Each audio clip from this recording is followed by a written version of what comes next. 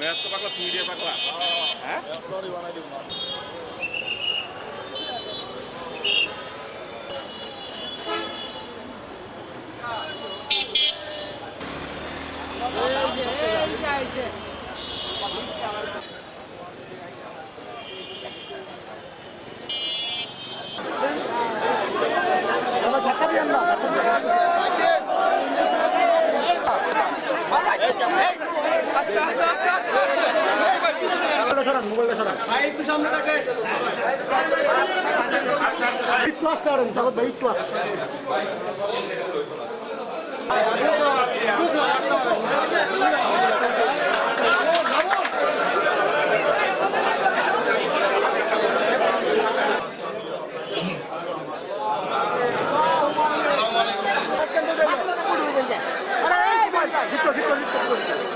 এই সিটি কর্পোরেশনের যে বর্তমান যে দুরবস্থা রাস্তাঘাট এবং বিভিন্ন সমস্যাগুলি রয়েছে, এটা দ্রুততার ভিত্তিতে এই সমস্যার সমাধানের জন্যেই আজকে আমাদেরকে প্রশাসক হিসাবে রাজনৈতিক নেতৃবৃন্দকে 6টা সিটি কর্পোরেশনে আপনার প্রশাসক নিয়োগ দান করেছে।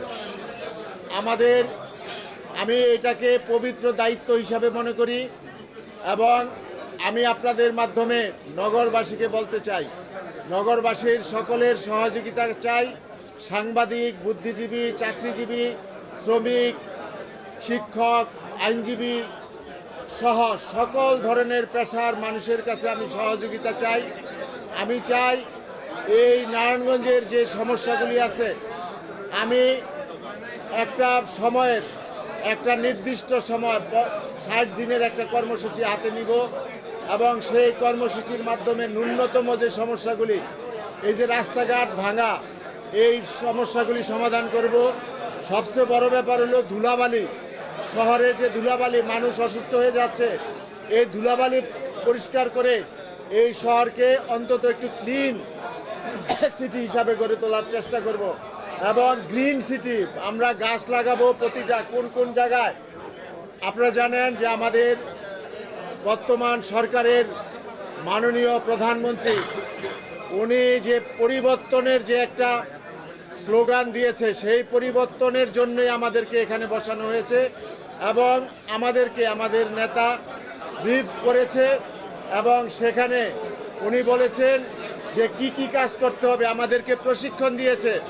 আপনারা শুনলে অবাক হবেন, গতকাল আপনার জাপানের থিসিস করা মশা সম্পর্কে, মশা কিভাবে, ডেঙ্গু মশা, চিকুনগুনিয়ার মশা কিভাবে শনাক্ত করা যাবে এবং কিভাবে এটা নির্মূল করা যাবে, সেই ব্যাপারে আমরা যে 6 জন, এই 6 জনকে বিশেষজ্ঞর মাধ্যমে আমাদেরকে প্রশিক্ষণ দেওয়া হয়েছে এবং আমাদের অন্যান্য বিষয়ে আমাদের প্রধানমন্ত্রী গতিশীল প্রশাসন, গতিশীল সিটি কর্পোরেশন গড়ে তোলার জন্য উনি যে আপ্রাণ চেষ্টা করছে। কারণ এই সিটিগুলি বর্তমানের সিটির নাগরিক সমাজ অত্যন্ত দুরবস্থায় আছে। এই দুরবস্থা থেকে আমরা রক্ষা করব। আমাদের প্রথম হবে মশা নিধন, কারণ সামনেই বৃষ্টির মৌসুম আসছে। এই বৃষ্টির মৌসুমে ডেঙ্গু, চিকুনগুনিয়ার প্রকোপ দেখা দিবে। সেটা থেকে বাঁচানোর জন্য আমরা মশা নিধন করব, পরিষ্কার পরিচ্ছন্ন করব, রাস্তাঘাট যেগুলি ভাঙাচোরা আছে সেটা করব এবং যে প্রশ্নটা আপনি করেছেন যে হকার সমস্যা এবং এই আপনার এই যে অটোরিকশার মধ্যে যানবাহনের যে যানজটের সমস্যা, বাংলাদেশের মধ্যে সবচেয়ে চরম সমস্যা হলো নারায়ণগঞ্জে। এটা আমরা চিহ্নিত করেছি। আমরা এই 60 দিনের মধ্যেই আমরা একটা অন্তত সহনীয় পর্যায়ে যাতে আনতে পারে।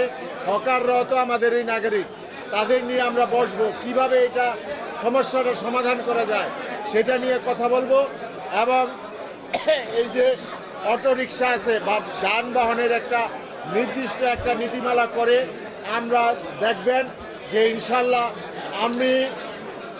আমার জীবনটাই হলো চ্যালেঞ্জের জীবন।